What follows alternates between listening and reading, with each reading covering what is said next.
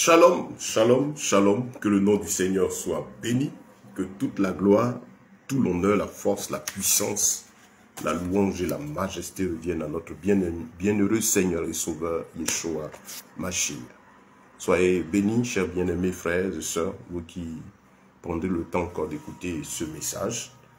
Et je suis très heureux là, chaque fois qu'il s'agit de rendre la parole du Seigneur, chaque fois qu'il s'agit de prêcher, c'est un véritable bonheur. C'est là que je trouve tout mon plaisir et toute ma passion. Bien-aimés, que Dieu vous bénisse. Le thème de notre enseignement d'aujourd'hui, c'est « Attention aux faux enseignements ». À ces deux faux enseignements qui sont la spiritualité chrétienne et puis la couverture spirituelle. C'est des choses qu'on entend beaucoup aujourd'hui. La spiritualité chrétienne et la couverture spirituelle. Vous allez voir pourquoi j'associe les deux thèmes en même temps, parce qu'ils sont liés, ont les mêmes objectifs. Ils ont les mêmes objectifs. Et donc, c'est important de comprendre. Vous savez, le Seigneur a dit une chose importante. Mon peuple est détruit parce qu'il lui manque la connaissance. Toute la grande bataille a lieu autour de la parole du Seigneur. Toute la grande bataille a lieu autour de la parole du Seigneur. Depuis la nuit des temps, le diable s'est toujours évertué et s'évertuera toujours jusqu'à ce que Dieu mette un thème à son parcours, à ses actions. Il s'est évertué, il s'évertuera à faire en sorte que l'homme n'obéisse pas à la parole ou à la truquer, la dissoudre, diluer, ce qui d'ailleurs avait été annoncé par le Seigneur, et de façon très claire. C'est pas ce message prophétique dans le livre de Daniel où le Seigneur disait que le diable allait espérer changer les temps et la loi. Frère, c'est important pour nous de faire attention parce que, comme les jeunes, beaucoup le disent aujourd'hui dans le milieu sociopolitique, il y a une expression que les jeunes utilisent beaucoup, ceux qui sont dans les batailles politiques, ils utilisent « l'heure est grave ». Ou même dans le milieu, comment on appelle, dit de l'influence sur, quand ils veulent parler d'un événement pour attirer l'attention des gens, voilà, que ce soit politique, soit comment on appelle, de lieu de plaisir, de conseil ou quoi. Ils ont une expression qu'ils utilisent, ils disent « l'heure est grave ». L'heure est grave. Effectivement, c'est pas vain. Vous savez, les expressions en leur temps ne sont pas vaines. Elles font partie du temps. Effectivement, nous sommes dans un temps où les choses sont graves. L'heure est grave spirituellement. L'heure est grave moralement. L'heure est grave physiquement. Physiquement, l'heure est grave. Grave dans tous les sens. Et il s'impose la nécessité pour nous de faire attention. De faire attention parce que les dernières heures qui restent à l'humanité à vivre avant la fin des temps, parce que Dieu va mettre fin à ce monde-là. À coup sûr. La Bible déclare ceci. Le Seigneur dit, mais si vous ne croyez pas, croyez au moins à cause des signes. Regardez le monde, regardez comment les gens vivent. Regardez aujourd'hui tout ce qui était abominable, considéré comme maladie, les immoralités, les manières de vie dépravées, le péché qui est institutionnalisé, on impose à des États des choses qu'il faut faire, des abominations, des choses qui sortent de la morale. On est dans un monde où ce qui est mal, ce qui est mauvais est en train d'être institutionnalisé. Je ne sais pas s'il faut dire quel est le mot à utiliser. S'il faut dire même institutionnalisé, parce que dans certains endroits, ils sont en train de mettre des pressions pour que ce soit adopté comme mode de vie. Quand dans certains pays, déjà même, vous voyez que ces choses-là sont même enseignées. Ces choses sont enseignées dans certains pays. Il y a certains pays déjà où à l'école, certaines pratiques sont enseignées. Donc c'est vraiment grave. Le temps, on est dans un temps où c'est grave. Et pour nous qui sommes chrétiens, il faut faire attention. Il faut prendre en compte ce fait-là. Le Seigneur, c'est pourquoi il nous dit, veillez et priez, car vous ne savez ni le jour ni l'heure. Il a dit veillez et priez. S'il a dit de veiller et prier, c'est qu'il y a danger. Et je le dis toujours, si notre Seigneur prend le temps de nous avertir par rapport à quelque chose, nous devons aussi considérer que cette chose-là, il faut y faire attention. Tout ce contre quoi il nous a mis en garde mérite notre attention. Parce que ces choses peuvent nuire à notre foi, peut nous faire du mal spirituellement dans notre relation avec le Seigneur. Et donc, frère, pour nous qui sommes chrétiens, dans notre milieu, aujourd'hui encore, on a, comment je dirais, cet enseignement-là, très subtil, qui est en train de s'asseoir véritablement, et avec lequel les gens arrivent à manipuler l'esprit des pauvres âmes. Des âmes, comme la Bible dit, les âmes mal affermies. Les gens arrivent à manipuler l'esprit des âmes mal affermies, c'est-à-dire ceux qui n'ont pas de véritable intimité avec le Seigneur. Elles sont en danger. Et donc c'est important pour nous d'être en alerte. Et c'est là le rôle de la parole de Dieu. Elle a été donnée pour que chacun médite jour et nuit, comme il a dit, pour agir fidèlement selon ce qui est écrit. C'est alors que tu réussiras dans toutes tes entreprises. Première entreprise, notre marche avec lui. Parce que si nous sommes attachés à l'écriture, il y a des choses que le Saint-Esprit nous aidera à discerner tout de suite, à comprendre. Quand c'est de lui, il nous conduira pour dire ceci est de lui. Quand ce n'est pas de lui, il nous conduira aussi pour nous dire que ceci n'est pas de lui. Frère, c'est important, très important. Donc pour nous, d'être outillés. Parce que notre adversaire ne se donne pas du repos. Hein. Il faut savoir que la bataille que Satan nous mène, là, il va nous l'amener jusqu'à ce qu'on quitte cette terre. Jusqu'à ce que tu quittes la terre. Le souffle de qui, toi qui as cru, le diable se battra toujours pour ne pas que tu acceptes le Seigneur. Oh, voilà, il se battra pour que tu marches dans des voies détournées. Tu ne suives pas correctement les lois du Seigneur. Pour celui qui n'est pas en Christ, il se bat pour que la personne ne donne jamais sa vie au Seigneur. Et quand vous venez au Seigneur, il se bat aussi pour que vous croyez mal. Et ça, il ne joue pas avec. Parce qu'il connaît l'enjeu, c'est le royaume des cieux. Il était là-bas en tant que Lucifer. Et il en a été rejeté. Donc, il s'évertuera à faire en sorte que l'homme n'y aille pas. C'est son défi qui s'est donné.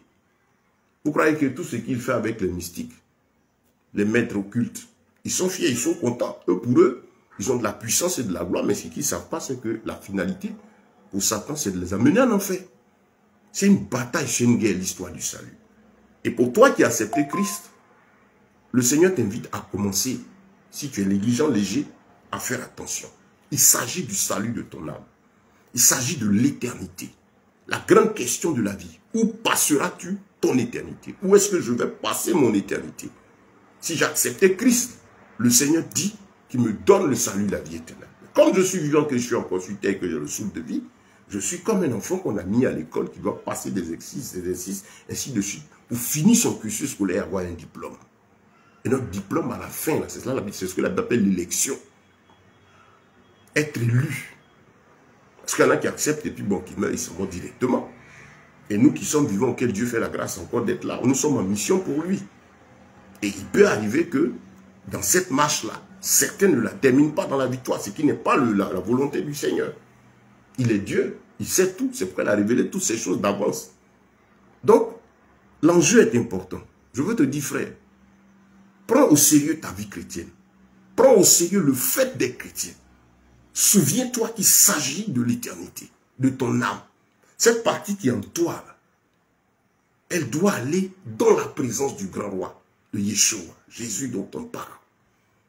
C'est important, c'est sacré. Tu dois veiller à ça. De la même manière que tu veilles sur ce qui t'est cher là. Et même plus que ça, tu dois veiller sur ton âme. La Bible ne dit-elle pas dans le livre des Proverbes, le chapitre 4, garde ton cœur, verset 23, plus que tout ce que l'on garde. Garde ton cœur, plus que tout ce que l'on garde. Car de ce cœur-là viennent les sources de la vie. Tu dois garder ton cœur, parce que c'est à partir du cœur que les décisions viennent. C'est à partir du cœur que tout ce qu'on a fait se part. C'est là qu'on accepte. C'est de là que nous agissons. Et donc, il est important de veiller à ce que ce cœur-là ne soit pas sous l'emprise de quelque chose de faux, surtout pour nous qui sommes chrétiens. Nous devons veiller à ce que notre cœur ne soit pas sous l'emprise de la fausse parole, des faux enseignements. Parce que c'est là notre problème. Quand nous venons à Christ, on n'a plus de problème dans le monde. Je parle des véritables enfants de Dieu. Hein. On sait que venir à Christ, c'est la sanctification, c'est fuir le mal, mener une vie conforme à la volonté de Dieu. Mais à ce carrefour-là se trouve le diable, qui se bat pour que nous perdions de vue le pourquoi de la foi. Bien-aimés, le Seigneur nous appelle. Ce matin encore, Dieu t'interpelle. Fais attention. Prends ton salut au sérieux. Il s'agit de l'éternité. Les temps sont courts. Les choses vont vite. À l'heure où je vous parle, nous sommes aujourd'hui le samedi 28 décembre. Selon le calendrier qui nous permet de nous orienter, 28 décembre 2024. Et pour nous qui sommes en Côte d'Ivoire, et ceux même qui ont pu voir les informations sur les chaînes ou les réseaux, je crois avant-hier, il y a eu un accident de bus dans la commune du Plateau où le bus allait tomber dans un endroit où les gens sont en train de faire des travaux de construction. Quand vous regardez vraiment, ça fait mal. Ce n'est pas le seul accident. Hein. Au moment où on parle, il y a des choses qui se déroulent. Quand on entend chaque fois ces accidents, ça fait mal. Et là, prenez tous ceux qui étaient, je dirais même, de 1 minute avant l'incident jusqu'au départ chez eux. Personne ne pouvait penser à cela. Je pense que je ne sais pas si le bus est arrivé à destination. Jusqu'à ce que quelqu'un meure de façon vraiment triste dans la manière de mourir. Là. Il était surpris par la mort. Dans les recherches dessus, sur les informations, je ne sais pas si c'est... Mais je voyais qu'il est dit que c'est quelqu'un qui aurait un véhicule. Et il a laissé son véhicule, pour prendre le bus. Et il va mourir comme ça, quelqu'un plein de vie. Sachez une chose, le diable, il tue l'homme. Il y a beaucoup de morts, la plupart de ces morts subites-là sont faites par Satan. Le Seigneur a dit, ne craignez pas celui qui peut seulement tuer le corps. Mais craignez aussi celui qui peut non seulement tuer le corps, mais jeter l'âme dans la géhenne pour l'éternité. Ça, c'est lui l'Éternel qui, après le dernier jugement, peut jeter l'âme dans l'éternité. Dieu peut aussi frapper de mort. Mais il est lent à faire cet usage-là quand il s'agit de le faire dans le sens de la colère. Sinon, il y a la mort par laquelle nous tous on va passer. La mort physique, et ce sommeil-là, où ce corps-là doit tomber et l'âme va sortir. Mais ces morts douloureuses, ces morts atroces, ces morts bizarres, ces morts subites, ces morts qui arrivent à celui-même qui ne s'y attendait pas. Parce que comme je dis, chaque fois si je suivais certaines interventions, je reviens dessus, un véritable enfant de Dieu, quand son heure de partir arrive, le Seigneur lui fait savoir cela. Il fait savoir que ton heure est venue de partir. Peu importe la manière, mais tu sais que c'est ton heure. Et déjà, dans les attitudes, les comportements ou tout, on sait effectivement que c'est le moment du départ. Mais que l'homme ne s'y attende pas, qu'il se lève, il sort de chez lui, et va être frappé et tomber subitement, c'est triste. C'est vraiment triste. Et c'est de ça qu'aujourd'hui tout le monde a peur. Et ça, c'est ce qui fait que tous ceux qui connaissent cette situation, qui savent que c'est des périodes difficiles. C'est vrai, il y a ces périodes dites de fin d'année, tout le monde a peur parce que le mal s'intensifie. Parce qu'il se fait tous les jours et c'est mort, tout en lieu, tout le temps de notre existence, tous les jours. Il n'y a pas une période du temps où c'est spécial, que les gens ne meurent pas. Mais il y a des périodes où on voit que des choses bizarres arrivent et se répètent. Et donc ceux qui sont conscients que ce sont des périodes difficiles pour l'âme des gens, qu'est-ce qu'ils font? Ces personnes-là profitent de l'ignorance de ces personnes et de leur situation de faiblesse, de peur, pour les captiver, les posséder, les manipuler. Et dans le monde, mais surtout dans le christianisme aujourd'hui. Ça fait mal de savoir que des âmes sont maltraitées, manipulées par des individus. Vous voyez ça? C'est triste. Et donc, frère, les temps sont vraiment graves. Je veux te dire à toi qui as donné ta vie au Seigneur, de faire attention à ton âme, de prendre conscience qu'il s'agit de l'éternité, de ne plus jouer avec ta vie, de ne plus permettre que n'importe quoi influence ta vie, de ne plus te laisser conduire par des choses fausses, parce que il s'agit de ton bien-être spirituel, ta relation personnelle avec le Créateur. il s'agit des dangers aussi qui environnent. Vous avez beaucoup de personnes aujourd'hui qui disent qu'elles sont chrétiennes parce qu'elles croient en Christ. Mais que le diable frappe facilement. Et ça fait que beaucoup se posent des questions. Comment ça? Mais il va à l'église, il chantait, il priait. Mais vous avez par exemple dans le milieu des soi-disant artistes ou bien quoi, beaucoup vont vous dire qu'ils sont chrétiens. Mais quelqu'un qui joue à sa vie, qui est dans une situation de péché, quand le diable veut la voir, mais c'est facile. Parce que le diable, pour qu'il trouve la faille, il faut qu'il trouve l'individu dans le péché. Péché, c'est quoi? Être dans une situation où on est hors de la voie du Seigneur. Vous comprenez? D'être dans la déviation. Donc, vous voyez, ici, en fait, ce que le Seigneur nous fait comprendre, c'est que il faut veiller à ne pas être en désaccord avec la parole. Parce que l'ennemi sait que tant que nous sommes dans les voies du Seigneur, lui ne peut que rôder. La Bible dit, cherchant qui il pourra, dans cette version ancienne, dévorer. Donc, il est conscient qu'il ne peut pas dévorer quelqu'un qui est dans la vérité, qui veille sur son esprit. Ah, les gens vont dire, ah, c'est pas facile. Si, le Seigneur a donné les moyens, il a donné son esprit, il a opéré cette puissance à la croix pour qu'on vive tranquillement avec lui, de telle sorte que malgré les oppressions, tout ce qui est autour, par son esprit, nous puissions résister. L'œuvre de la croix est puissante, ce n'est pas un jeu. Ce qu'il a accompli suffit pour que moi-même, déjà, je puisse dire non à ma chair qui me livre des désirs contraires à ceux de l'esprit. Et non aux pressions du monde. Et non aux séductions du péché. Le Seigneur a donné sur moi. Si tu veux vivre dans la sanctification, tu vivras dans la sanctification.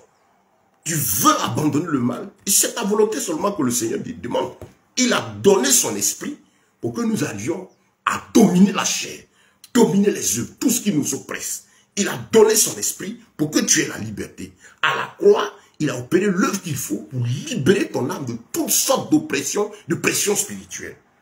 Donc, tout dépend de la disposition de ton cœur. Retiens ce matin que ton salut, ta délivrance, la fin du souci que tu as, la fin du problème récurrent que tu as, des oppressions spirituelles, ne dépendent pas de l'oncle, de la tante, du parent, de telle personne, de tous. Tout dépend de toi, ta relation avec le Seigneur. Parce que si tu es en Christ, comme le psaume 91, le verset 1 dit, tu es sous l'ombre du Tout-Puissant, la protection sur les ailes du Tout-Puissant. Dans une version ancienne, elle dit sous la couverture. Tu es sous la protection du Seigneur. Et même étant dans le Nouveau Testament, le Seigneur dit que son esprit habite en nous. Lui, il habite en nous et nous en lui. Cette protection puissante, je dirais supernaturelle, que l'intelligence ne peut pas expliquer, est telle que l'ennemi ne peut pas triompher de toi si tu es dans la vérité. Donc toi qui écoutes, comprends que le problème que tu as là, c'est qui t'oppresse, te fatigue, tu cours de prédicateur en prédicateur parce que tu cherches des solutions par-ci, par-là, les problèmes, les oppressions spirituelles. La seule solution, c'est toi, ta relation avec le Seigneur. Parce que quand tu es en accord avec lui et sa vérité, la Bible dit qu'il n'y a pas de relation entre lui, la lumière et les ténèbres. 2 Corinthiens chapitre 6. Quand le Seigneur est là, les ténèbres s'enfuient. Vous êtes dans une salle, quand vous allumez la lumière, les ténèbres disparaissent. Quand vous éteignez, les ténèbres viennent. La parole est très puissante. Hein? Le diable sait l'importance de la présence du Saint-Esprit en nous. Il sait l'importance d'une intimité sincère avec le Seigneur. Il sait l'importance d'une relation personnelle avec le roi. Pas une relation avec les hommes. Ou une dépendance spirituelle d'un soi-disant homme spirituel. Il connaît la parole. Il sait que c'est ça là qui l'empêche. C'est Christ en toi là qui l'empêche. Christ en nous, l'espérance de la gloire. Yeshua en toi, c'est ça qui l'empêche. Ce n'est pas les prières, ce n'est pas les jeûnes. Non, c'est un effet, la prière, l'intercession, c'est des coups qu'il prend. Mais par rapport à celui qui possède, le diable peut être dérangé par les coups, se manifester ainsi de suite. Mais il te tiendra toujours captif tant qu'il sait que toi, l'Esprit de Dieu, n'habite pas en toi. Tant qu'il sait que tu te trouves dans des pratiques, dans des positions qui ne n'ont pas le Seigneur, lui trouvera toujours la faille pour te nuire. Il connaît la parole. Comme les fils de Séva pouvaient dire, le démon pouvait dire aux fils de Séva, je connais Jésus, je sais qui est Paul. Je connais Jésus, je sais qui est Paul. Toi, Oui, frère, toi, est-ce que les démons là te connaissent? Qu'est-ce qu'ils pensent de toi? C'est très important. Très, très, très, très important. J'ai lu des actes, je cherche le passage, sur l'histoire des fils de Séva, voilà, acte 19. Des gens osaient se lever pour aller dire à un démon, parce que c'était des fils d'un exorciste. Ils avaient l'habitude de faire leur comédie et les démons leur obéissaient tranquillement. Ils jouaient la scène à eux. Et les exorcistes, c'est en fait des scènes mises en scène que les démons font. Je ne vais pas perdre du temps, je vais rester dans mon message. Donc, ils ont vu l'apôtre Paul chasser un démon, le démon partit avec autorité, tranquillement, sans bruit. Et ils se sont dit, le nom de Jésus est puissant, c'est une fausse. Ils sont allés trouver le malade là, le fou. Ils ont dit, au nom de Jésus que Paul prêche avec autorité. La réponse du démon, c'était, je connais Jésus, puis je sais qui est Paul. Mais vous êtes qui? La suite, on connaît. L'histoire, il les a attrapés, il a maltraité certains d'entre eux. Donc, comprends, frère, que le diable connaît la parole. Il connaît ses limites.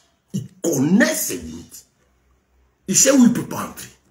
Il fuit. La Bible déclare que les démons savent que Jésus est Seigneur et ils tremblent. Oui. Donc, tout dépend de ta relation avec le Seigneur. Ce matin, comme je dis, l'autre thème, c'est attention à ces deux faux enseignements. Vous entendez aujourd'hui la spiritualité chrétienne. Vous entendez aussi les couvertures spirituelles. Mais comme 2 Pierre, le chapitre 2 pouvait dire, 2 Pierre, le chapitre 2, nous dit que, voilà ceci, je lis.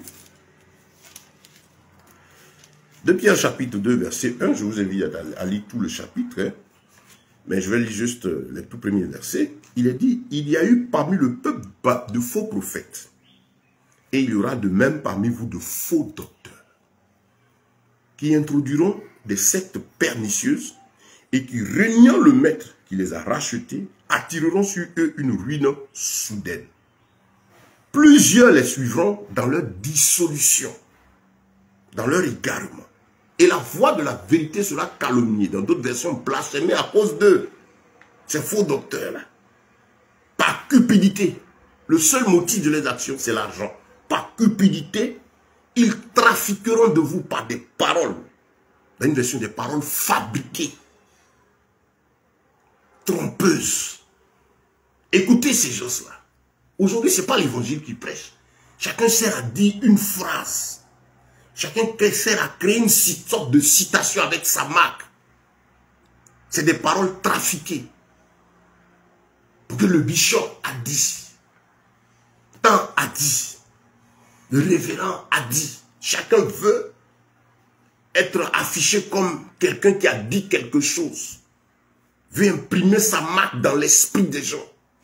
Le Seigneur dit, trafiqueront, c'est un trafic. Objectif, cupidité. Tout ça, vous captivez pour de l'argent. C'est ce que l'Écriture dit.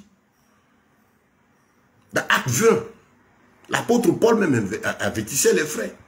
Il dit, je sais que des gens vont introduire parmi vous des sectes pernicieuses, de faux enseignements, dans l'objectif de vous amener à les suivre.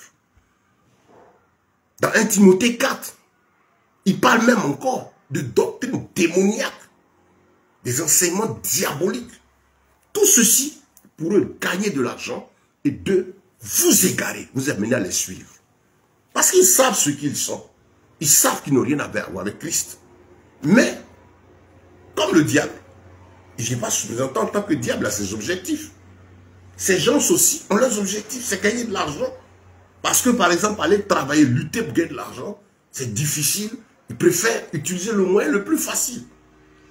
La plupart de ces personnes d'aujourd'hui, à cause desquelles le nom du Seigneur est foulé aux pieds, sont des gens qui cherchent l'argent. Ils se disent quoi? Ah, affaire de Dieu, là, ça donne l'argent.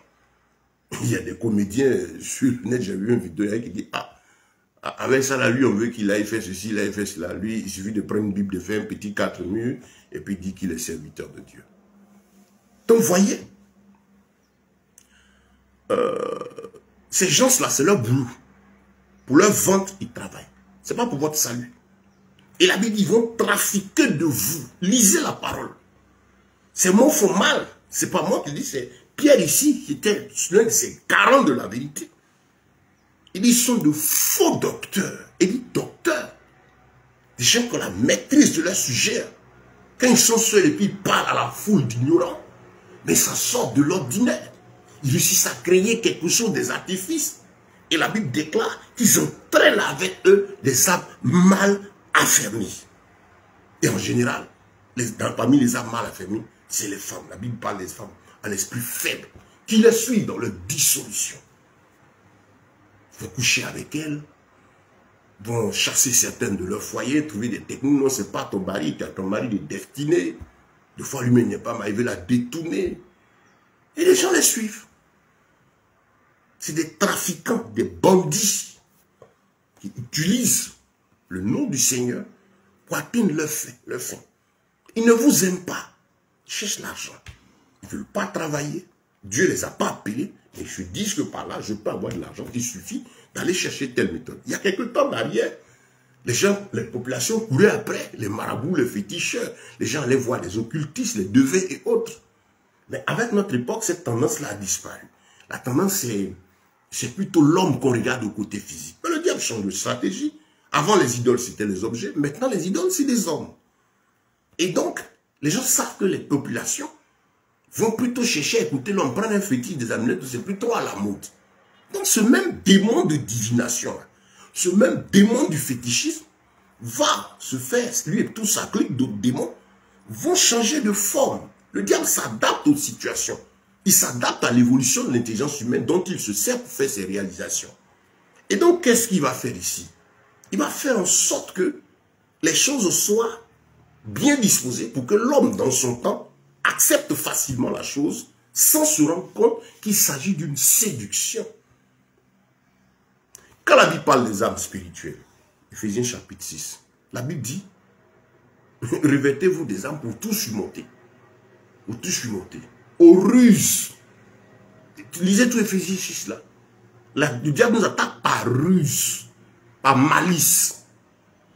La malice et la ruse, c'est quoi? La malice et la ruse, là, c'est quoi? C'est le fait de chercher, c'est de simplifier, à captiver, attirer l'attention de quelqu'un, gagner son cœur en utilisant un procédé, un procédé habillé faussement. Parce que si la personne vient te dire, je veux t'escroquer, je te veux prendre, c'est trop facile. Non, le malin cherche à gagner votre intelligence, votre cœur, contre votre volonté, par des situations de fausseté, bien habillées, de mensonges, et de telle sorte que cela vous amène à tomber dans son piège. Donc c'est là ce qui se passe. Nous insistons dessus parce que c'est important pour nous, frères, bien-aimés. Je m'adresse là déjà à ceux qui sont chrétiens et qui cherchent Christ. Je suis toujours heureux, consolé au fond du cœur quand je sais ce que le Seigneur a dit. Il dit, je bâtirai mon église, les portes du séjour des morts ne prévaudront point contre elle. Gloire à Dieu donc. Ça veut dire que tout ce que le diable a fait dans l'objectif de détruire les véritables points de Dieu, il ne réussira pas. La Bible dit que la séduction sera grande et le diable même va en porter plusieurs. Pour s'il était possible même, séduire les élus. Ce qui n'est pas possible. Il est élu, ce n'est pas possible. L'élu, c'est celui, on a tous été appelés, mais l'élu, c'est nous autres. Ceux-là qui restent fermes attachés à la vérité, qui malgré les vents et les marées, restent attachés aux oracles du Seigneur. Vous comprenez? C'est de ça qu'il s'agit. C'est de ça qu'il s'agit. L'élection. Les élus. Les élus. C'est pas possible pour le diable de détruire un élu. Un véritable enfant de Dieu. Parce que l'Esprit de Dieu est en lui. Christ veille sur lui. Il peut s'égarer. Comme certains frères se sont laissés influencer par telle chose. Mais l'Esprit de Dieu va les ramener. Et est en train de les ramener à lui. Ces personnes, si vous êtes quelqu'un qui cherchez Christ et qui vous êtes égaré, que le nom du Seigneur soit béni. Parce que le Saint-Esprit va venir vous chercher. Vous voyez, les véritables enfants de Dieu, même s'ils se sont égarés, ils se trouvent quelque part où ils sont, ils ne devraient pas être, ou ils sont sous l'influence d'un de ces faux enseignements ou ces faux soins. Chaque fois que ces enseignements-là viennent, qu'est-ce que le Saint-Esprit fait? Il connaît ton cœur, il sait que tu le cherches. C'est comme un tic. Des tics qu'il émet. Vous dites, ça là c'est bizarre, ça là c'est bizarre. Et vous allez voir toujours les vrais enfants sortent de ces lieux-là. Le Saint-Esprit travaille jusqu'à ce qu'ils sortent de là, ils sont partis.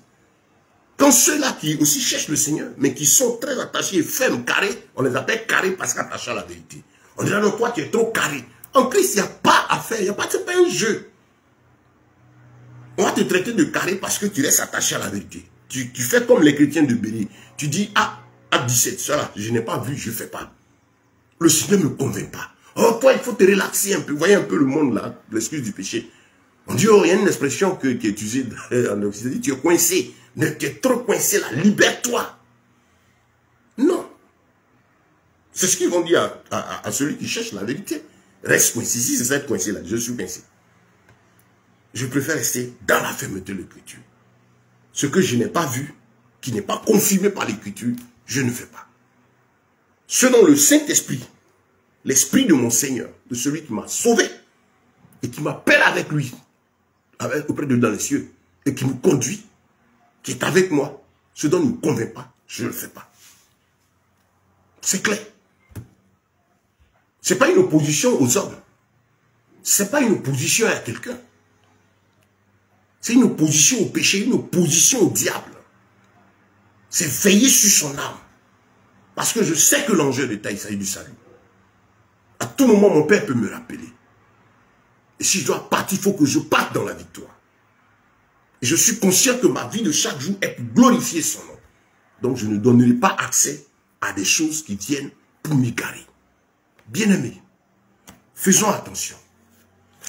C'est lourd, ravisseur, cet enseignement sur la spiritualité chrétienne. Mais c'est une œuvre diabolique. Écoutez-les.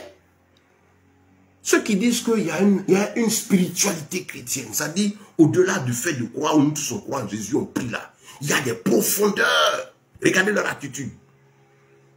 Se donner des comportements graves, avec des habillements bizarres, des manières de faire, pour dire aux âmes qui sont autour, que ce que vous vivez, vous êtes dans le superficiel. Donc vous êtes dans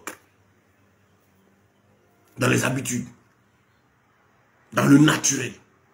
Et eux, ils vont dans le spirituel, ils vont au-delà. Ils vous parleront d'aller au-delà des limites. Faites attention. Dépasser ces limites, c'est un enseignement diabolique. La Bible nous a donné des limites en tout. Il y a des gens qui disent sont spirituels, ils font des choses extraordinaires. Vous entendez, quand tu es trop rempli, il y a des choses que les gens ne vont pas comprendre que tu vas faire. C'est le diable, ça. Parce que l'œuvre du Seigneur, pour moi qui suis appelé à vivre avec des frères, est une œuvre pour me glorifier, est une œuvre pour faire du bien à mes frères et mes sœurs, est une œuvre qui implique la participation de mon intelligence. Quand Dieu veut agir dans notre vie, il agit avec notre cœur. Il agit avec notre cœur, parce qu'il nous parle, c'est de cœur à cœur qu'il nous parle. Dieu ne va jamais venir faire quelque chose que tu ne comprennes pas. Il ne va pas te dire d'accepter une chose que ton intelligence ne comprend pas. Ce n'est pas raisonner. Hein. Il y a des choses bizarres que la parole n'explique pas, ne défend pas. Ils vont vous dire c'est de la spiritualité chrétienne. C'est une certaine hauteur de l'esprit. Je me rappelle, quand cette hérésie, ce danger-là avait commencé, certains disaient, non, la Bible ne donne pas la connaissance de Dieu, mais elle introduit dans la connaissance. C'est satanique. C'est-à-dire pour eux, la Bible, c'est la première étape quand vous les écoutez. Maintenant, il y a les profondeurs. Il faut passer par la Bible et puis un certain état d'esprit pour entrer dedans. Si vous entendez ça d'un prédicateur, fuyez-le. C'est un mystique, c'est un spiritualiste, un sataniste qui veut vous amener loin de l'écriture. Parce qu'en parlant de spiritualité chrétienne, ils viennent déjà posséder l'esprit, bloquer votre croissance spirituelle, vous empêcher de comprendre que vous avez accès à la présence de Dieu, vous programmez pour comprendre que vous ne pouvez pas arriver où ils sont. Quels que soient les efforts que vous allez faire avec la spiritualité chrétienne, celui qui enseigne ça, ils se font toujours dominateurs. Il y a un qui dit, venez vous connecter au divin en moi. Venez vous connecter au divin en moi. C'est lui qui transmet. Ce n'est pas le Saint-Esprit, hein, c'est lui. Vous allez les remarquer à cela. C'est leur attitude. Créer la dépendance. Amener les âmes à se dire qu'eux, ils sont toujours supérieurs. Ces enseignants de ces messages font en sorte que ceux qui sont sous leur pouvoir, sous leur influence, ceux-là se disent que je ne pourrai jamais arriver à son niveau. Parce que lui, il est dans une hauteur. Ça, c'est des choses, des loges mystiques. C'est là-bas les mentors. C'est pas grave, ils évoluent. Et celui qui est en haut a ses petits. Et il ne veut jamais que les autres arrivent de l'autre côté. Ça, c'est l'œuvre de Satan. Tous ces gens qui enseignent ces messages-là, qui vous font mettre dans une situation où les âmes sont purement dépendantes, tout cela, ce sont des faux soins. Ce sont des mystiques. De la même manière que dans leur monde occulte, là-bas, quand ils vont faire leurs incantations et leur spiritualité satanique, là, dans ces loges occultes, là, dans ces sciences ésotériques où ils sont, mais comme ils sont en mission, parce que dans les loges mystiques, il y a ceux qui sont en mission pour opérer dans l'église. Beaucoup que vous connaissez, vous voyez la plupart de ces gens-là avec tous ceux qui ont des comportements bizarres. Ils ont un comportement de dominateur. Ils veulent être au-dessus. Ils te donnent l'impression que tu ne peux pas bouger, que lui, il est au-delà. Fais attention, en général, sur les mystiques. Parce que celui qui est de l'esprit, le véritable un de Dieu, il t'encourage, il t'aide à entrer dans la présence de Yeshua. Le véritable serviteur de Dieu est lui-même un disciple de Yeshua. C'est-à-dire, sa passion, c'est vivre comme Christ, c'est imiter Christ. Ce n'est pas pendant qu'il prêche, c'est sa vie de tous les jours. Le disciple du Seigneur, c'est celui qui a pour passion Christ. Il confesse Yeshua venu en chair. Comme dans 1 Jean chapitre 4, il est dit. Il confesse Yeshua venu en chair. Vous comprenez? N'ajoutez pas foi à tout esprit. Mais celui qui est de Dieu, il confesse Yeshua venu en chair. À cela, vous connaissez la différence entre l'esprit de vérité. C'est-à-dire, quand c'est le Saint-Esprit, il glorifie Yeshua, il le confesse venir en chair. Quand ce n'est pas lui, c'est l'esprit de l'égarement, de l'erreur. C'est-à-dire, démon qui a produit de vous sortir de la voie. Confessez Yeshua venu en chair. Que Yeshua est venu en chair, c'est quoi? Vous avez les 4 évangiles. Vous avez son témoignage, comment il a vécu sa simplicité, son humilité, son effacement, son amour pour les gens. Les âmes pouvaient venir se coucher sur lui. Comme les bishops, archibishops et les stars que vous voyez. Est-ce que vous pouvez vous approcher d'eux? Il y a des gars, il y a ceci, ils sont spéciaux, il y a secrétariat, il y a tout un escorte. Ce n'est pas Christ. Le roi des rois et le seigneur des seigneurs, quand il est venu, c'est ce qui a énervé les pharisiens, ce n'est pas nouveau. Les pharisiens étaient énervés de ce que quand Yeshua est venu, il permettait à ce que les gens aient facilement accès à lui. Il permettait facilement à ce que les gens aient accès à lui. Ça, c'est énervé les pharisiens. Ils ne portaient pas leurs habits. Regardez si le Seigneur revenait maintenant opérer l'œuvre du salut.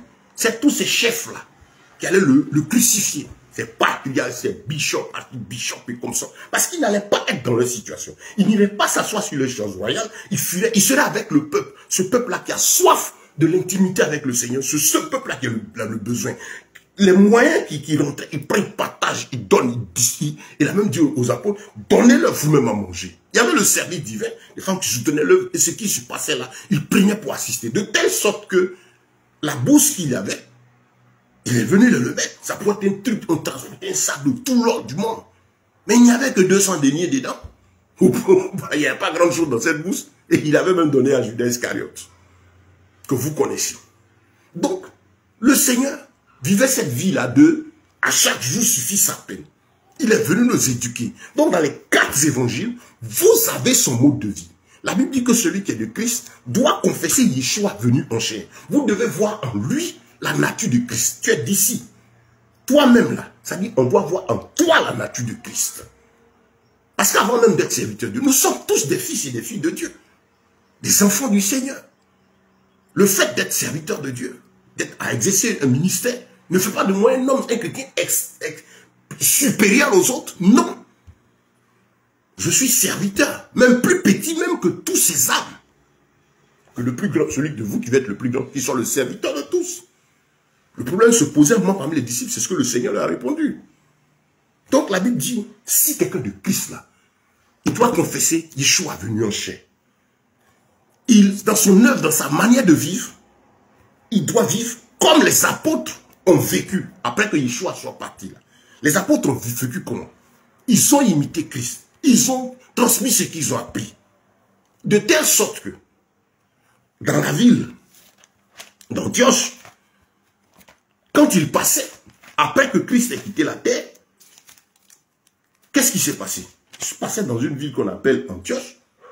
Et là, ils ont été vus pour la première fois par ses frères et ses sœurs qui étaient dans cette ville.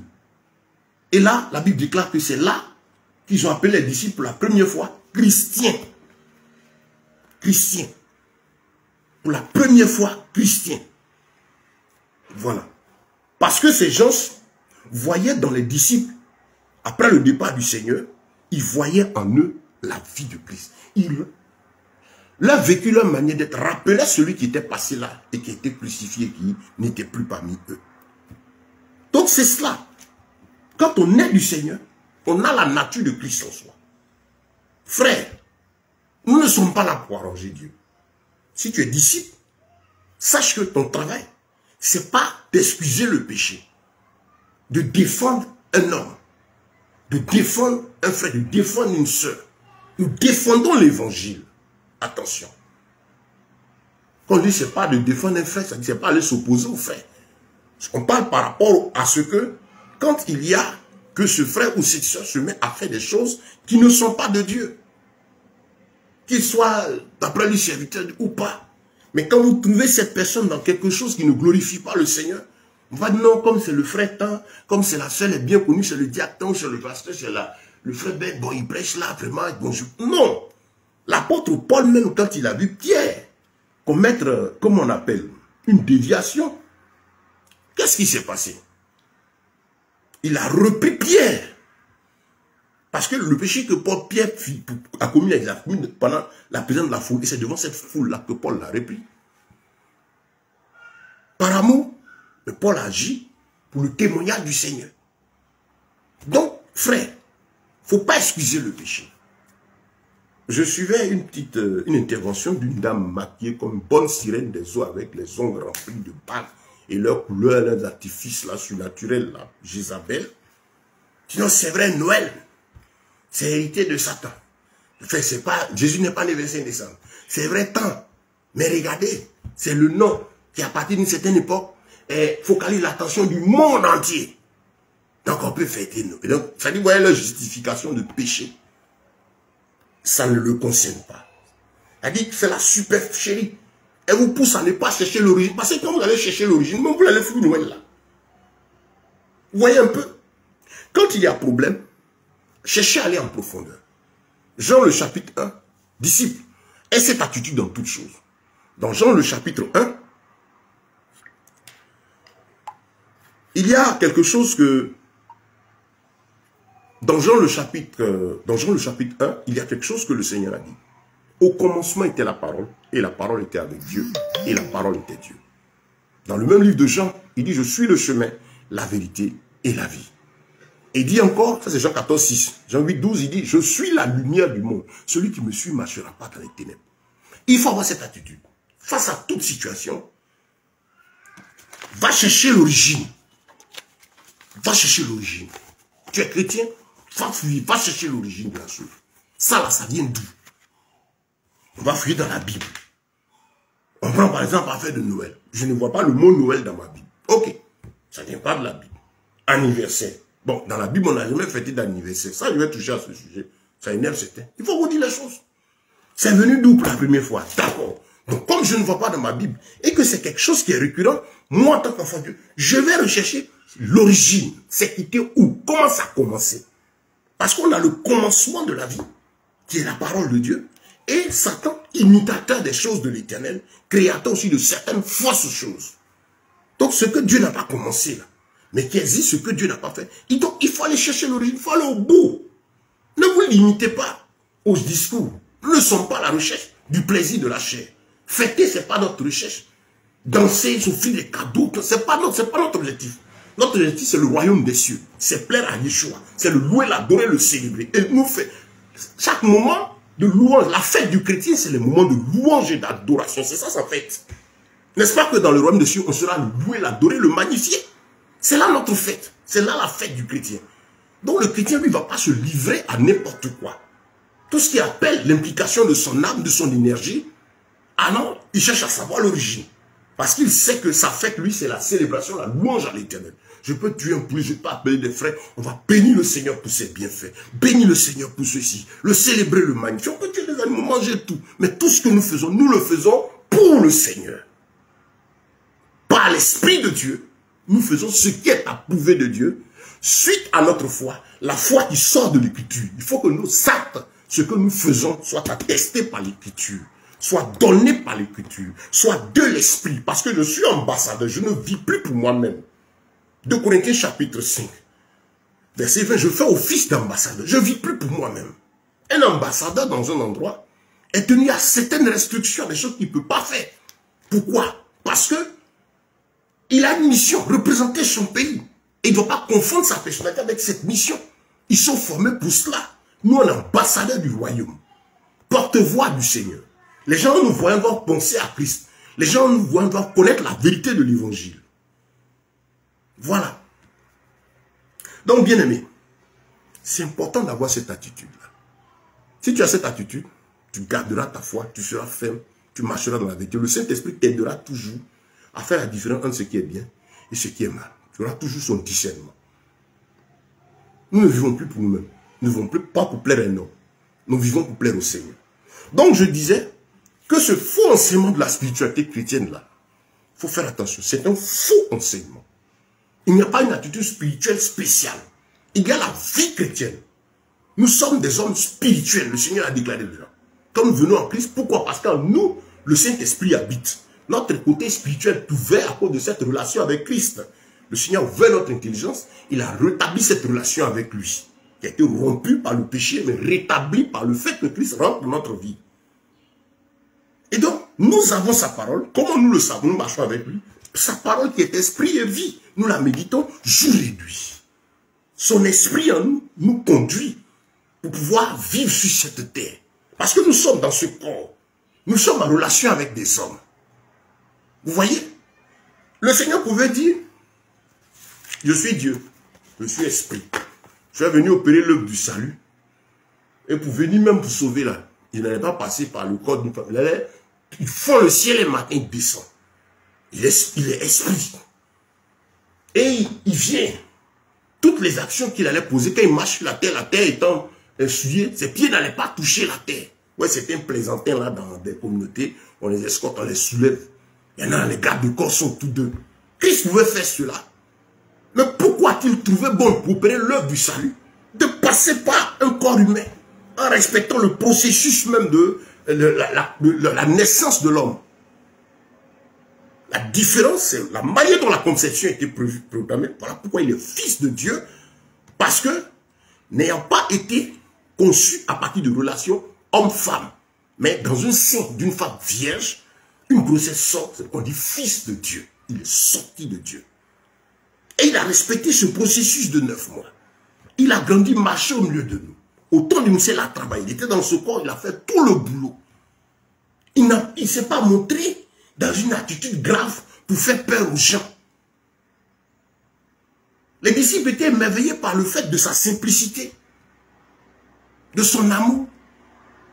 Il est venu nous montrer comment, en tant qu'homme, nous devons vivre entre nous et bien avant notre relation avec le Seigneur, dans cette simplicité.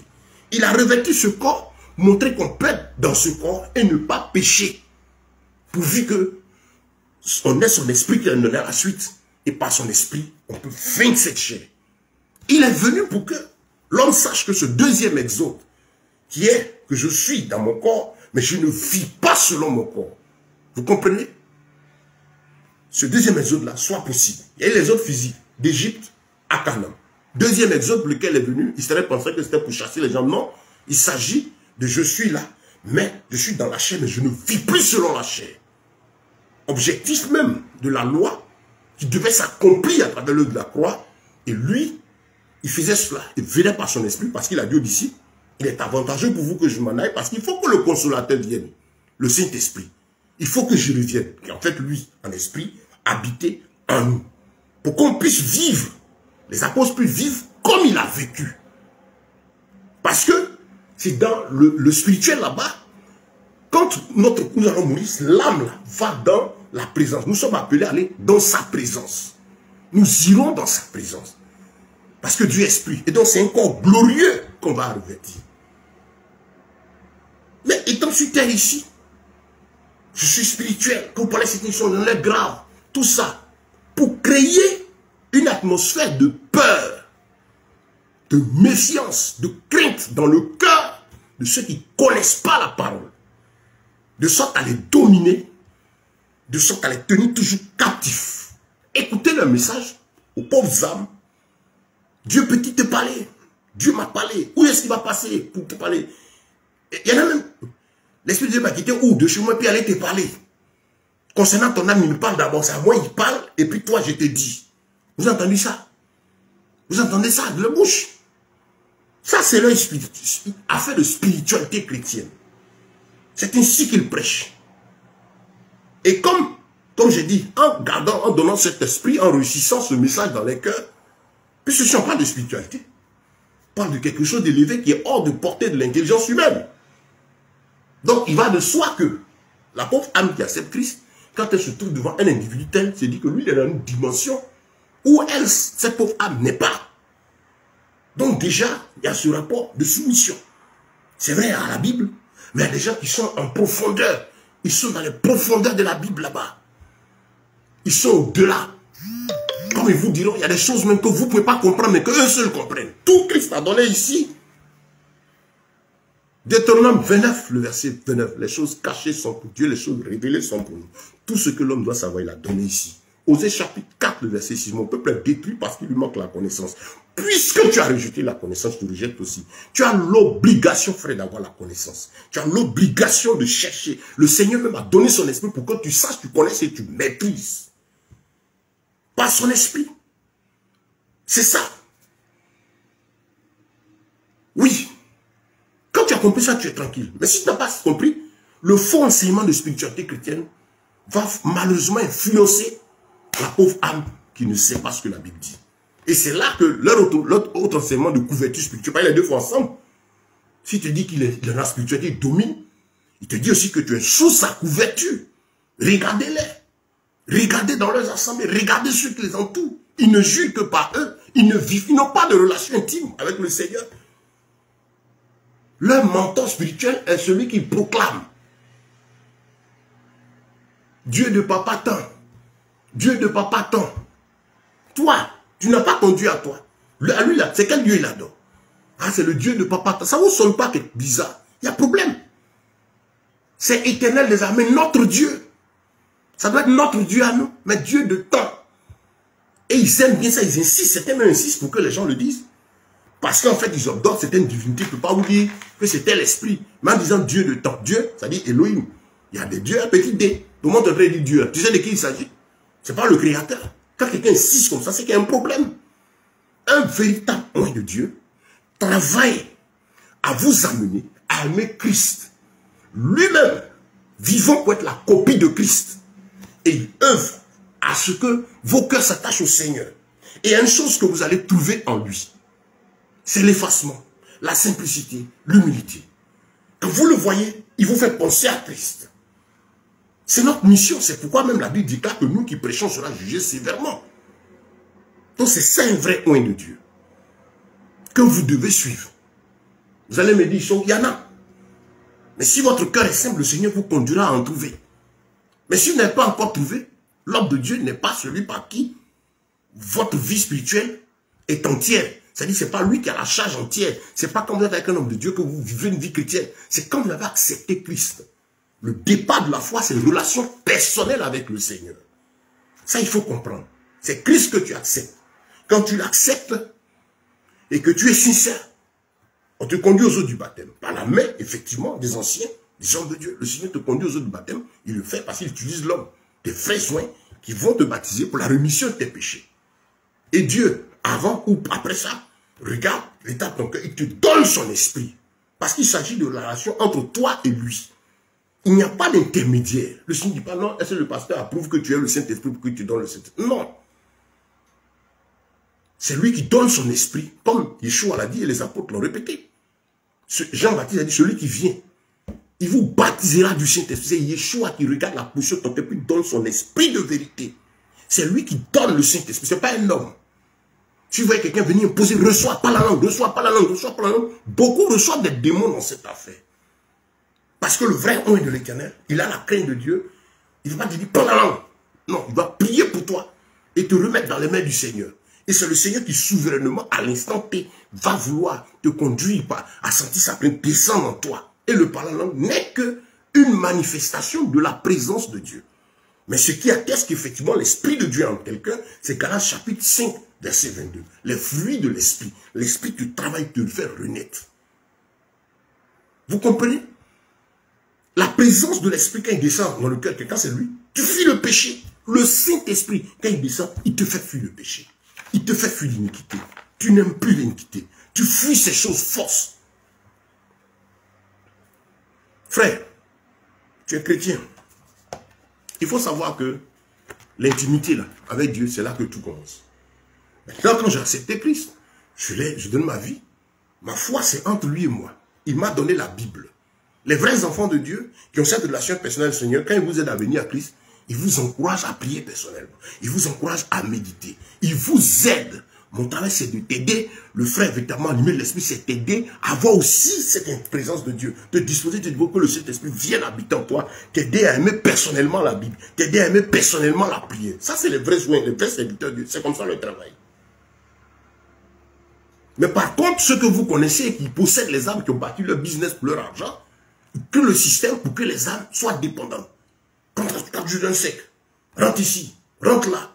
En fait, ces âmes sont autoprogrammées, sont comme des robots. Ils n'ont pas de volonté.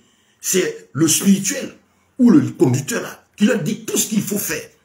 Et eux, ils se soumettent parce qu'ils se disent, c'est le berger, c'est l'homme de Dieu. Non.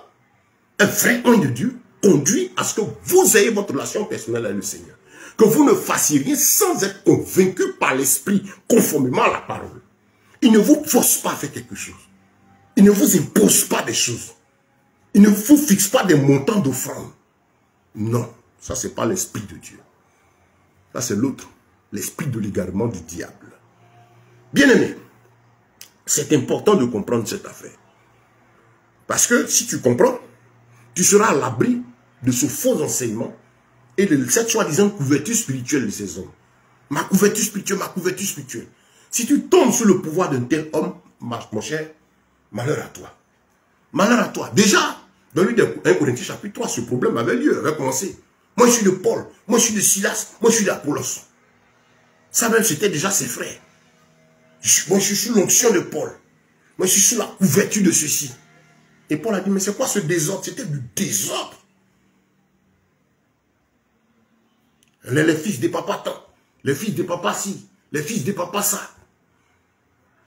Il y a dans l'histoire d'autres pays, par exemple, je regarde souvent, je vois, il y a quelqu'un qui a, bon, une communauté qui a son leader qui a disparu. Mais quand vous voyez ces âmes-là parler vivre, c'est comme si c'est lui qui a leur histoire, c'est lui qui les a sauvés. C'est vrai, c'est un frère. Bon, il n'est pas là. C'est bon de rechercher, prier pour qu'ils soient retrouvés ou ceci. Mais arrive comme si, à nous montrer que nous sommes les temps. Nous sommes les temps. Ça dit que c'est eux, leur vie, c'est sous sa puissance. C'est pas biblique. Vous êtes perdus. Si tu meurs dans ça, tu vas en enfer. Le Seigneur n'a pas demandé le jour du salut à ce que ton bishop, ton archibishop ou ton conducteur soit là. Même si c'est un vrai. C'est pas comme ça. Et puis toi qui es assis à côté, puis Dieu lui demande des comptes. Et puis non, le jugement est personnel. Donc frère, sortez de cette affaire de couverture spirituelle. Sortez de là. Ces gens-là vous entendez des expressions comme je vais retirer mon onction. Quelle onction? Quand vous ne connaissez pas Christ, là vous tombez dessus. Je vais te retirer ma grâce. Je vais te retirer ma bénédiction. Ils sont là et puis maudissent. Ils font peur aux âmes. C'est des sorciers. Il faut les fuir. Yeshua, c'est l'amour. Yeshua, c'est la liberté. Le vrai point de Dieu vous conduit à cette intimité avec Christ. Le vrai serviteur est content quand vous donnez votre vie à Christ, quand vous êtes disciple. En tant que serviteur de Dieu, nous devons être contents qu'une âme est gagnée. Quand ça nous facilite le travail. Parce qu'au moins son âme est sauvée. C'est pourquoi Christ a donné sa vie là. Voilà quelqu'un qui est sauvé. J'ai réussi, je vois qu'il avait appuyé sur la chaîne, à chasser les démons. Il est vraiment conduit par l'esprit. C'est tout mon boulot en tant que serviteur. C'est pas de le posséder. Les vrais soins, il y en a. Commencez par une intimité avec le Seigneur. Commence par t'attacher au Seigneur. Prie. Le Seigneur va te guider vers ses vrais soins. Ses vrais frères, ses vraies sœurs. Ses bien-aimés avec lesquels tu dois marcher, vivre la communion fraternelle. Mais tout part de cette relation avec lui. Parce qu'effectivement, en tant qu'enfant de Dieu, notre vie commence d'abord par la relation personnelle. Ensuite, il y a la communion fraternelle pour le service d'ensemble, le service divin. L'assemblée, l'église en général.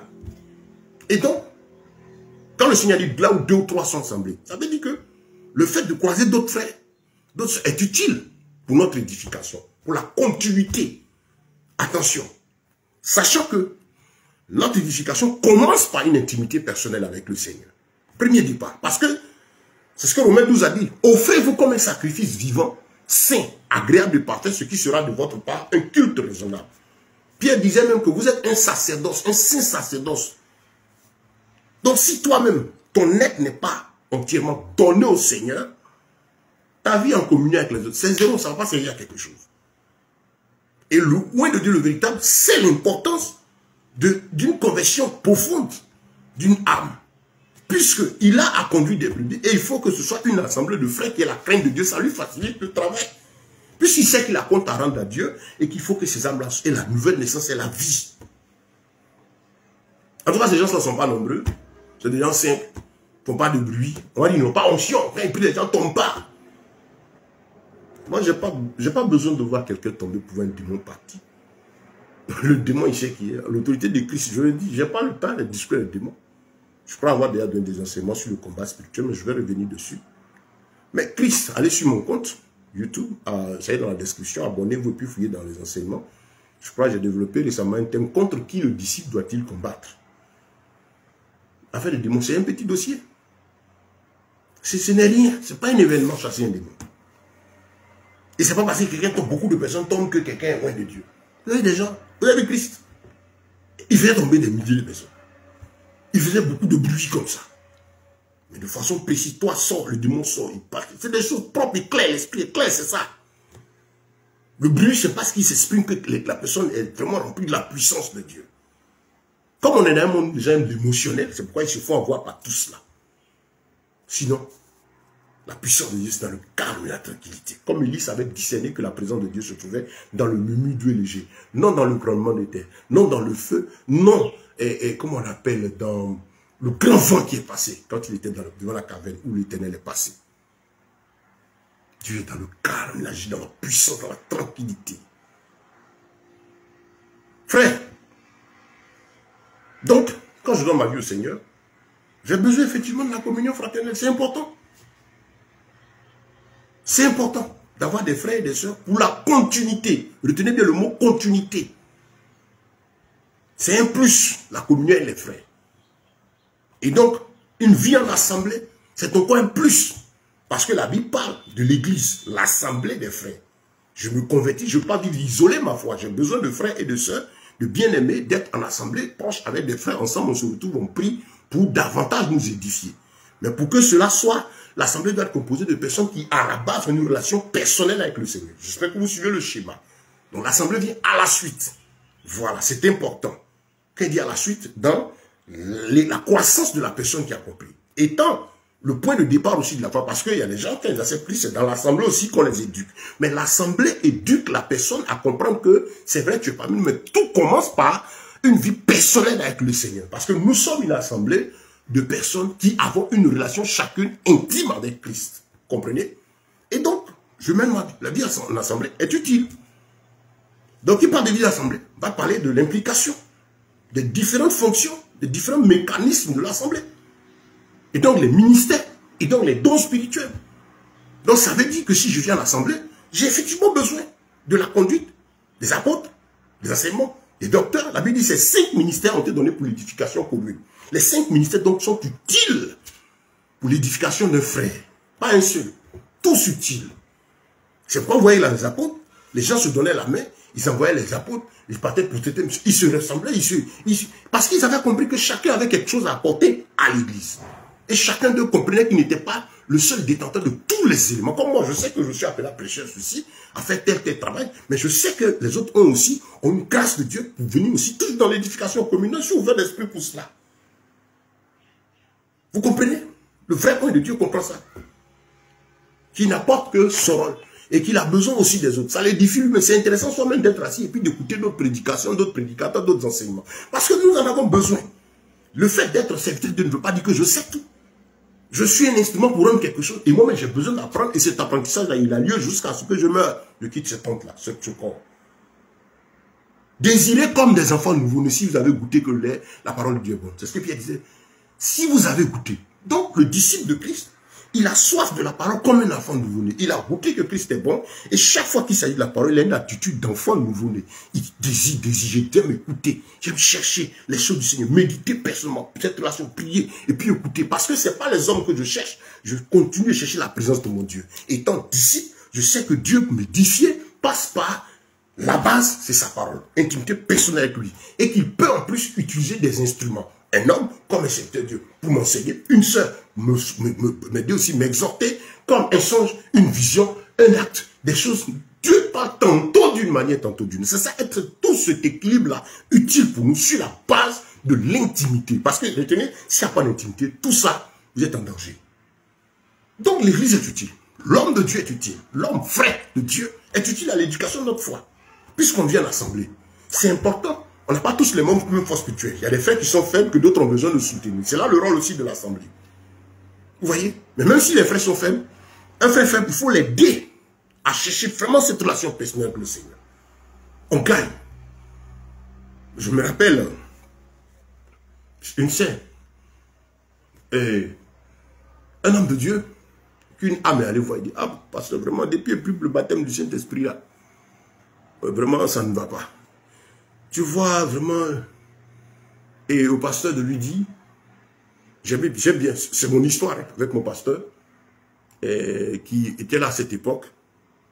Bon, je ne sais pas si je dis son nom, mais il se reconnaîtra. Je suis allé voir l'homme de Dieu, prier, je dis, Seigneur, je vais être rempli du Saint-Esprit. Et lui, il nous encourageait, chercher la présence de l'Esprit. Et moi, c'était devenu fardeau, moi. C'était au début de ma foi. Là. Et quand je suis allé voir le pasteur, il m'a dit quoi? Il dit, quel est ton problème? Va et puis prie. Puis va et puis prie un homme. Bon, il m'a dit, je suis là. C'est tellement le Seigneur a dit que je suis derrière mon fils. Peut-être que c'est cette manifestation du palais là qui ne voit pas. Comme il pense qu'il faut ça forcément. C'est que je vais lui faire cette grâce. Il m'a dit, va. Donc je continue de prier. Puis j'étais à la maison.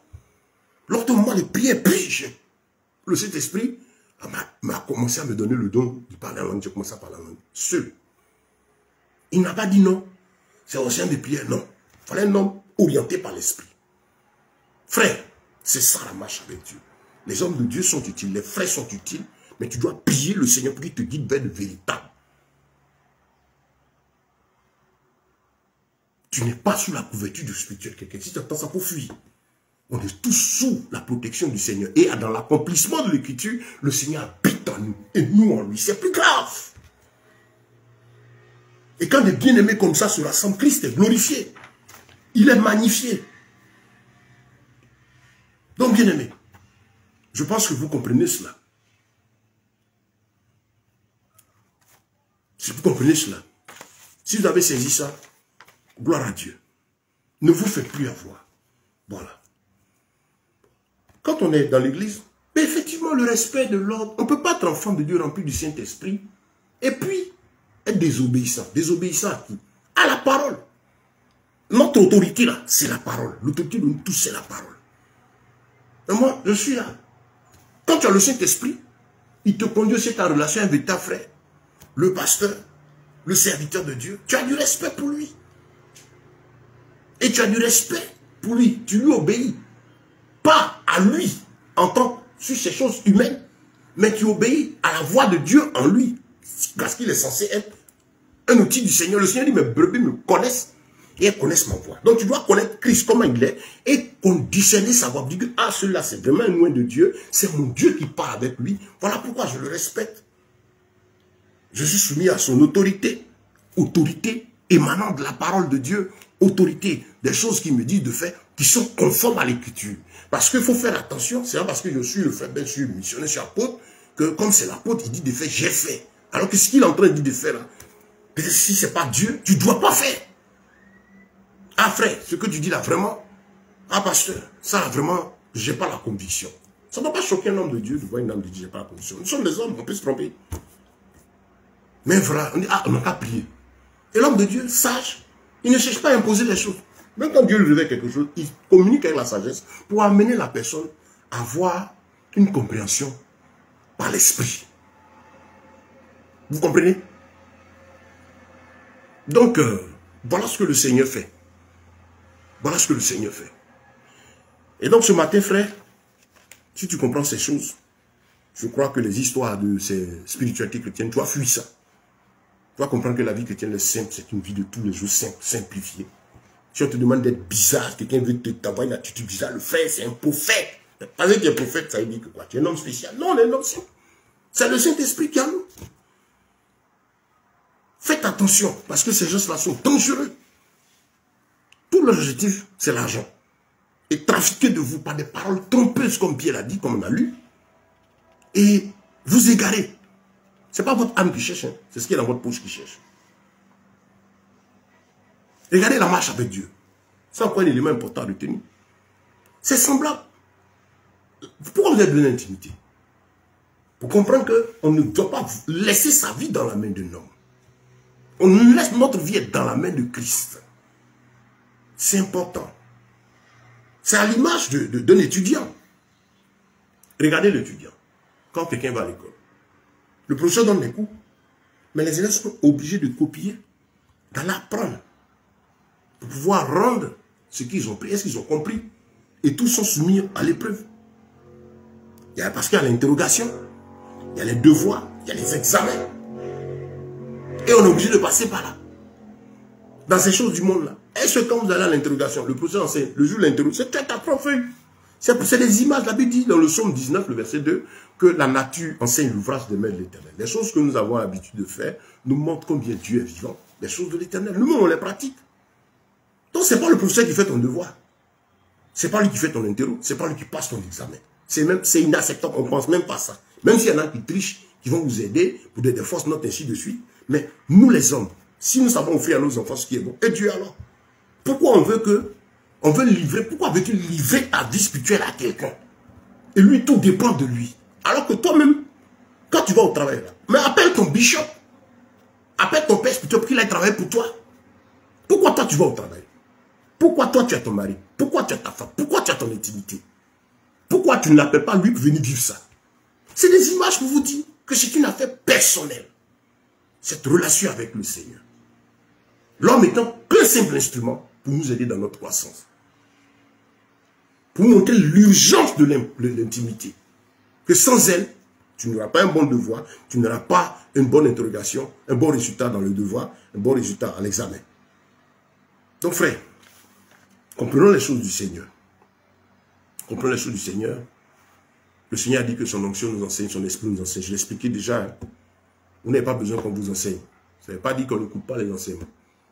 C'est dit que son esprit nous a été donné. Le Saint-Esprit nous a été donné. Il nous conduit. Vous, mes brebis me connaissent. L'Esprit de Dieu te donne d'aimer la parole, de la méditer jour et nuit. Et donc, le même Esprit de Dieu te donne de connaître ses paroles, de savoir qu'il habite en toi, donc d'avoir du discernement. Donc du coup, ce même Esprit te fait savoir qu'il utilise plusieurs moyens pour parler. Et donc, si le frère Ben qui est en train de parler, par exemple, il vient à toi, je viens là, dans quel motif? De dire ce que je veux, c'est là que tu n'as pas à m'écouter. Mais de dire ce que Dieu dit, c'est là que tu as écouté. Ce n'est pas mon visage que tu as, tu écoutes ce qui sort. Mes brebis connaissent ma voix. Et donc tu as le discernement, savoir que ah, c'est mon Père, c'est lui qui c'est le Saint-Esprit qui m'enseigne à travers le canal. Ce n'est pas le frère Ben qui donne ses enseignements. Il faut qu'on arrête cela, les enseignements de l'apôtre, les enseignements de temps, non. Ce sont les paroles du Seigneur. Il n'y a pas d'hommes de grands hommes de Dieu, de petits hommes. Nous sommes tous de saints instruments, serviteurs inutiles.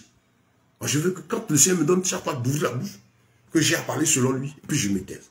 Quand je finis moi-même, je m'assois et puis j'écoute le message. Ma propre édification. J'écoute aussi d'autres messages. Bien aimé, c'est cela la marche avec le Seigneur. Mes brebis me connaissent et connaissent ma voix. Vous comprenez un peu? Voilà. Donc, c'est important pour nous d'avoir cette intimité avec le Seigneur. Voilà. Il ne faut pas, comment on appelle, jeter notre vie dans la main des hommes. Non. Donc voilà. Comme on l'a dit, hein, la communion fraternelle est utile.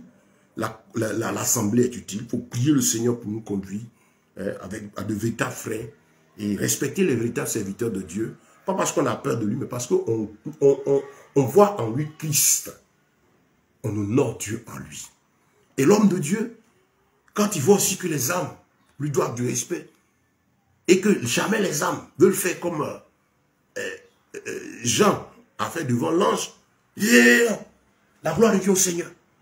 Quand les gens ont voulu prendre Pierre et Jean devant le temple pour les élever à cause du miracle, non, non, non, non, ils ont déchiré leurs vêtements, la gloire de Dieu au Seigneur. C'est-à-dire, face aux âmes, tu vois que les âmes, effectivement, elles bénissent Dieu, gloire à Dieu. Et toi, homme de Dieu, fais en sorte à ce qu'on ne te soulève pas. Sinon, nous savons pour nous qui sommes dans le ministère, qu'il y a un grave danger qui est là. C'est l'orgueil. L'orgueil. Voler la gloire de Dieu. Fuyez cela, frère. Vétan serviteur de Dieu, fuyez cela. Et donc, quand les frères viennent, oh, bénissons le Seigneur. Donc, quand la gloire vient, rends-la au Seigneur. Non, la bishop, non. Un frère qu'on lui dit, il ne fait pas ça. Il ne fait pas ça. J'exhorte donc tous mes bien-aimés frères et sœurs, dans la foi, avoir une vie simplifiée dans le Seigneur. Et les hommes de Dieu, les véritables points, ceux qui sont égarés, revenez au Seigneur. Pensez à votre salut, à l'éternité. Revenez au Seigneur. Vous pouvez être affaibli, avoir été touché par ceci, mais la bonne grâce de Dieu nous appelle à revenir. Le Seigneur ne veut pas qu'on périsse, qu'on ait en enfer. Parce que nous, on a besoin de voir le royaume des cieux. Le 2, ramenez les brebis du Seigneur. Réveillez-vous, travaillez à ramener les brebis du Seigneur à lui. Levez-vous, battons-nous ensemble contre ces hérésies, contre ces mensonges, pour que le nom du Seigneur ne soit plus blasphémé. On ne peut pas être à l'aise quand les gens foulent le nom du Seigneur au pied. Ne dors pas en paix pour ça. Lève-toi, travaille pour le Seigneur. Amène les brebis de Christ à lui. Toi-même, revois ta copie. Revois ta vie avec le Seigneur. Dieu ne pourra que te bénir pour cela. Les temps sont compliqués. Le Seigneur veut que ses ouvriers se réveillent. Et vous qui êtes de véritables serviteurs qui travaillent à cela, que Dieu vous bénisse. Continuez la marche. Continuez, continuez, continuez. Oui. Faites attention. Faites attention.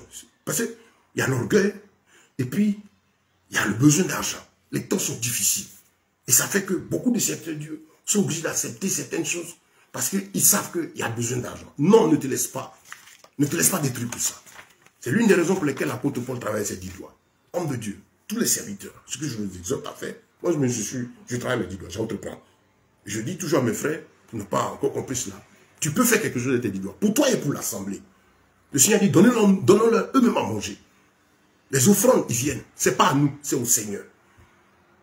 Ce n'est pas à nous, c'est au Seigneur. Nous ne sommes que gérants, sinon personnes qui utilisent ces offrandes après qu'elles aient été consacrées à l'Éternel. La crainte même nous amène même face à ces offrandes. C'est une attitude de crainte parce que c'est la chose de Dieu. On prie le Seigneur pour qu'il nous dise qu'est-ce qu'il faut en faire.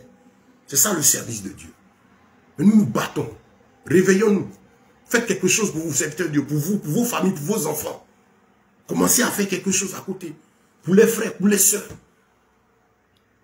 Comme Paul le faisait. C'est relever le témoignage du Seigneur. C'est combattre ce faux évangile dit de prospérité qui en gagne la multitude parce que les gens ont des problèmes. Maintenant, toi, en te mettant au travail, tu donnes ce message-là, que la parole de Dieu est vraie, que c'est à la sueur du front à l'entrepreneuriat. C'est vrai qu'en tant que moi, je suis en train de prêcher et je travaille. Mais c'est des choses que je fais. Et au fur et à mesure, par la grâce de Dieu, les choses sont en train de prendre une forme où je forme mes enfants pour qu'ils récupèrent ces choses-là.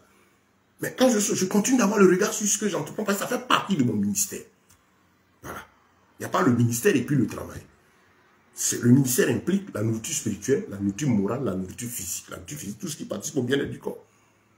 Donc c'est le temps d'être équilibré, serviteur de Dieu. Si vous avez compris, donnons-nous la main d'association. Nous sommes une organisation de frères. Moi, surtout que je travaille à cela. À soutenir les hommes de Dieu, à entreprendre. Aider les assemblées à s'organiser pour voir comment faire quelque chose, pour aider les frères à avoir un plus dans leur vie socio-économique. C'est important. Voilà. On partage les enseignements. Si vous allez sur mon compte YouTube, il y a plein de vidéos dessus d'enseignements enregistrés. Si vous trouvez que ça vous édifie, prenez-les pour vous et partagez-les avec l'église, avec les frères. Si vous êtes des frères que vous écoutez aussi, ça vous édifie, partagez. Que Dieu vous bénisse. Que toute la gloire et tout l'honneur reviennent à notre Elohim. Frère, ramenons les brebis du Seigneur à lui. C'est un travail de fond. C'est un travail de fond.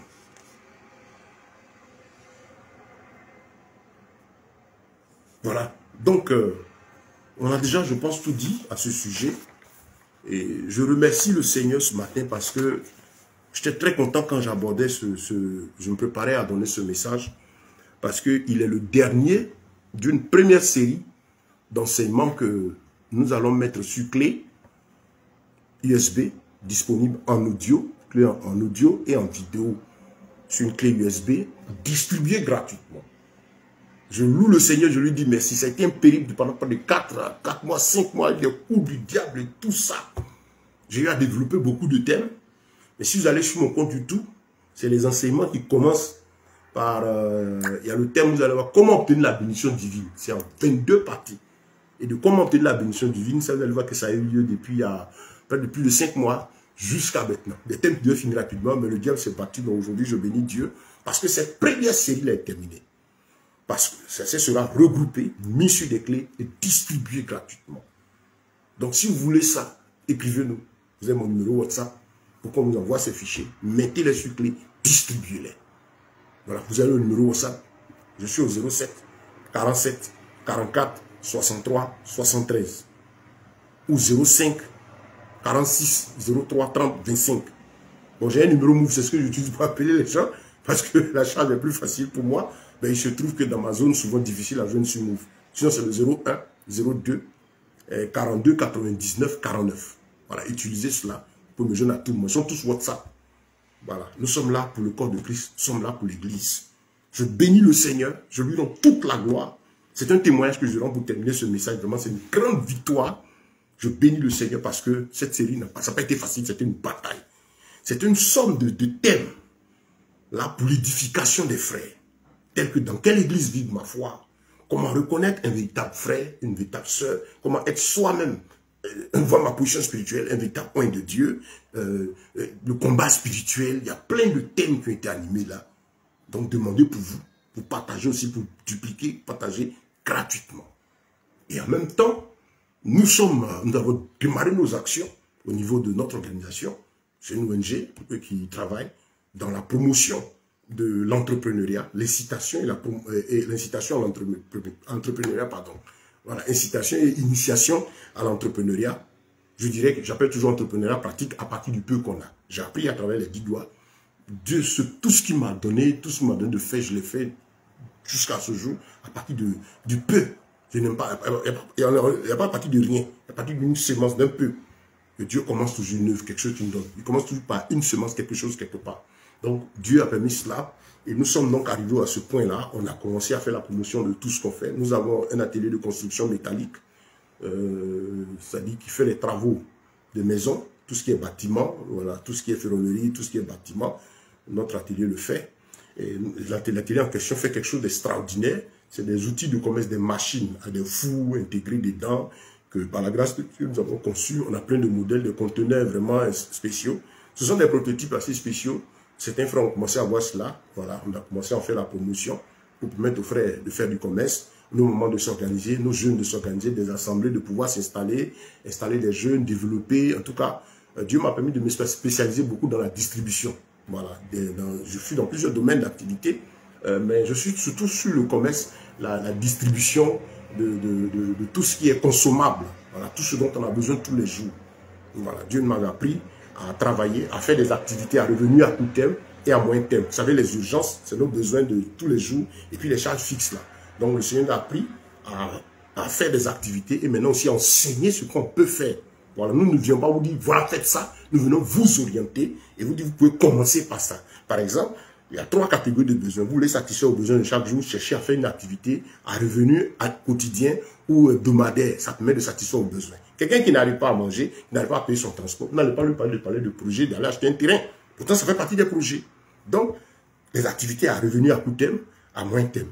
Dans ce sont immédiats pour aider à faire face à la vie de tous les jours. Et puis maintenant, les activités à revenu, bien à attente à long terme, c'est-à-dire qu'ils vont nécessiter une certaine époque d'attente et vont vous permettre enfin de pouvoir avoir un terrain, de construire, mais à partir de quelque chose. Donc, toute cette formation-là, par la grâce de Dieu, le Seigneur nous a donné. Nous sommes là pour vous, Église. Voilà, parce qu'il faut que Christ soit glorifié. Il faut que les gens sachent que Christ bénit par le travail. Et qu'il faut que l'Église se mette à travailler. Il ne faut plus qu'il y ait parmi des frères qui ont du mal à trouver le minimum pour manger. Ce n'est pas biblique. La Bible dit dans l'Église mère, dans l'île des Actes, il n'y a pas d'indigent. Un indigent, c'est qu'il n'a pas le minimum. Il n'y avait pas. Parce qu'il y avait une organisation qui était faite pour que le minimum ne manque pas aux frères. Ça ne veut pas dire qu'il n'y a pas de besoin. Il y a des besoins. Il y a des épreuves, il y a des situations. Donc, il y a l'organisation pour faire pareil à ce minimum-là.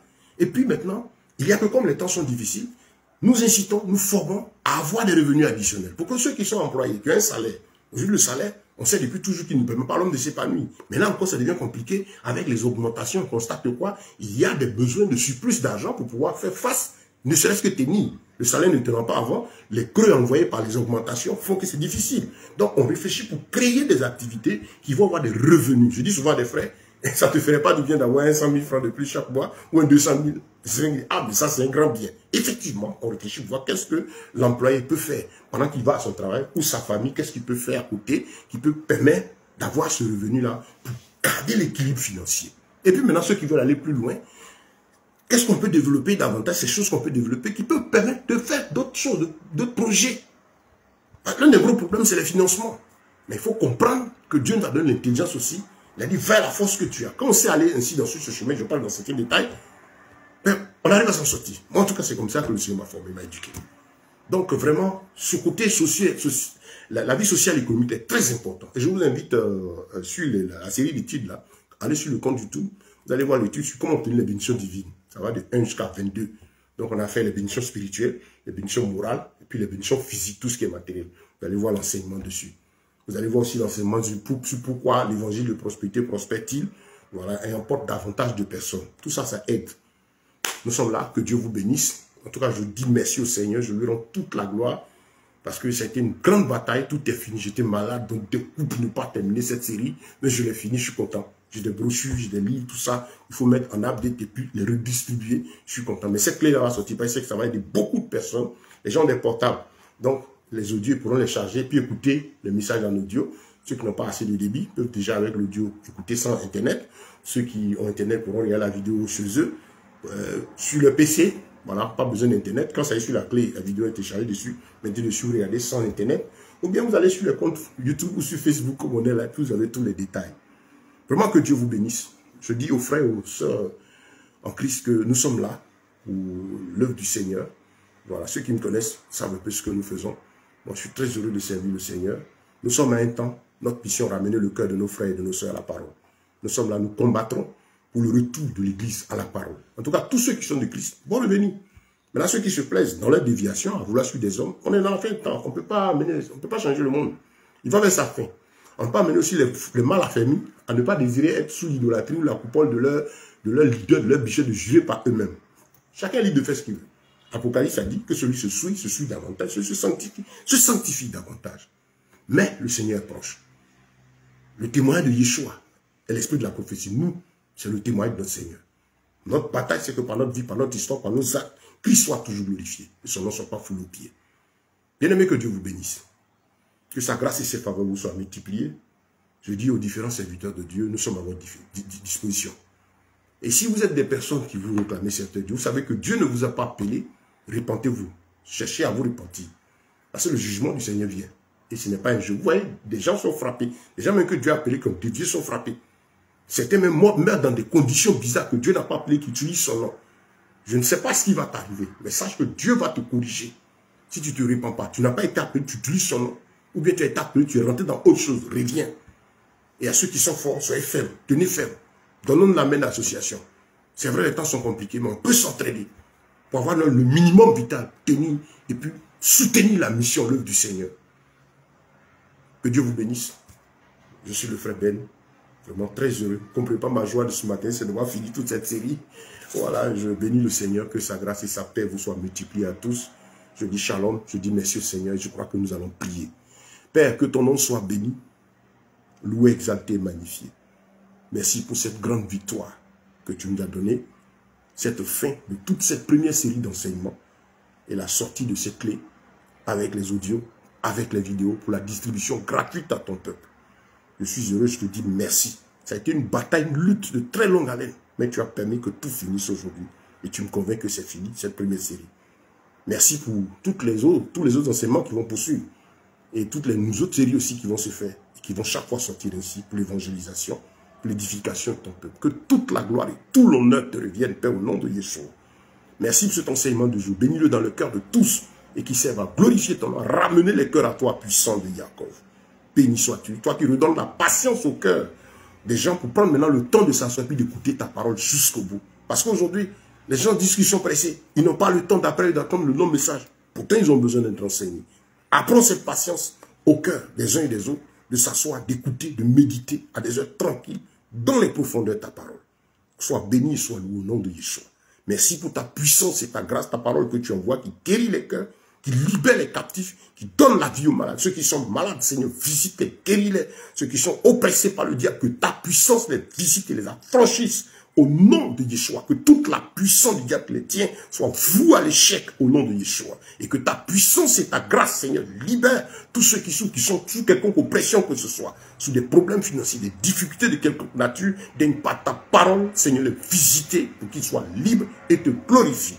Merci Père, c'est au nom glorieux et victorieux de Yeshua Mashiach, notre Seigneur et Sauveur, que nous avons prié. Amen.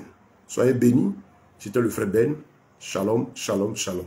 Surtout, n'hésitez pas à nous écrire si vous avez des questions de ceci, vous voulez savoir quoi, écrivez. Nous sommes à votre disposition. Amen.